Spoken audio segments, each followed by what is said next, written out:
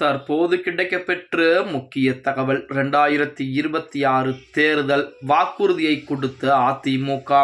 நண்பர்களே, நம்ம போடக்கூடிய வீடியோக்கள் உங்களுக்கு பிடிச்சிருக்கு அப்படின்னா லைக் அண்ட் சப்ஸ்கிரைப் பண்ணிக்கங்க. தமிழகத்தை பொறுத்த வரைக்கும் திராவிட கட்சிகளாக கூடிய அதிமுக, திமுக போன்ற கட்சிகள் எல்லாம் தனிப்பட்ட முறையிலே என்ன விதமான தேர்தல் வாக்குறுதிகளை கொடுக்கலாம் என அதற்கென குழுவை நியமித்து அதன் மூலமாக அதற்குரிய ஆய்வுகளை செஞ்சுட்டு இருக்காங்க. தமிழக மக்களிடம் நேரடியாகவே சென்று அதற்குரிய ஆய்வுகளை நம்ம தற்போது வரைக்கும் செஞ்சுக்கிட்டு இருக்காங்க.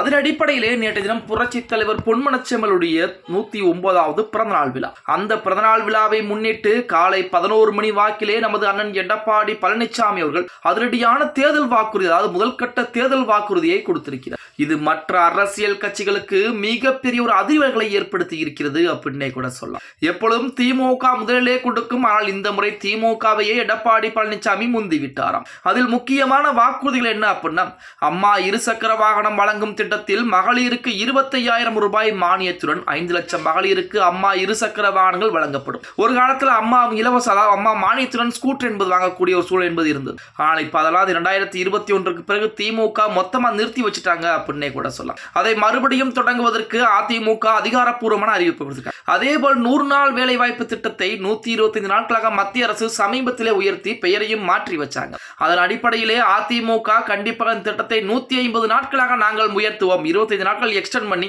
150 நாட்களாக வருடத்திற்கு தமிழக மக்களுக்கு கொடுப்போம் என எடப்பாடி பழனிசாமி வாக்குறுதியை கொடுத்திருக்கிறார். திமுக 2021 150 நாட்கள் கொடுப்போம் என வாக்குறுதி கொடுத்து இன்று வரைக்கும் அதை செயல்படுத்தாமல் தான் வச்சிருக்காங்க. அடுத்தபடியாக ஒரே வீட்டில் வசிக்கும் பட்டியலின மக்கள் மகன்கள் திருமணம் செய்து தனி குடித்தனம் செல்லும் போது அரசு சார்பில் இடம் வாங்கி கான்கிரீட் வீடுகள் கட்டித்தரப்படும் அறிவிப்பை கொடுத்திருக்காங்க. நகர்ப்புறங்களில் வசிக்கும் வீடு இல்லாதவர்களுக்கு அரசு சார்பில் இடம் வாங்கி அடுக்குமாடி குடியிருப்புகள் கட்டித்தரப்படுமா.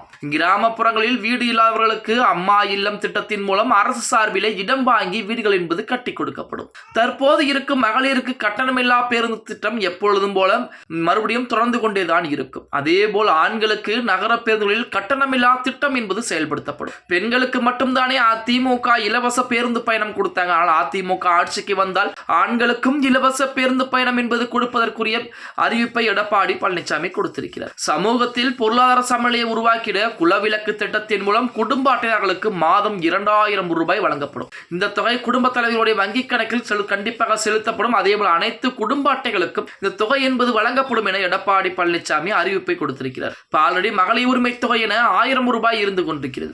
அதற்கு மேல் இன்னொரு 1000 ரூபாய் எக்ஸ்டெண்ட் பண்ணி 2,000 ரூபாயாக மகளிர் உரிமை தொகை, அதாவது குலவிளக்கு திட்டத்தின் மூலமாக அதிமுக கொடுக்க இருப்பதாக தற்போது தேர்தல் வாக்குறுதி எடப்பாடி பழனிசாமி கொடுத்திருக்கிறார் அப்படின்னே கூட சொல்லலாம். ஓகே गाइस, வீடியோ பிடிச்சிருந்தா மறக்காம லைக் அண்ட் சப்ஸ்கிரைப் பண்ணிக்கங்க.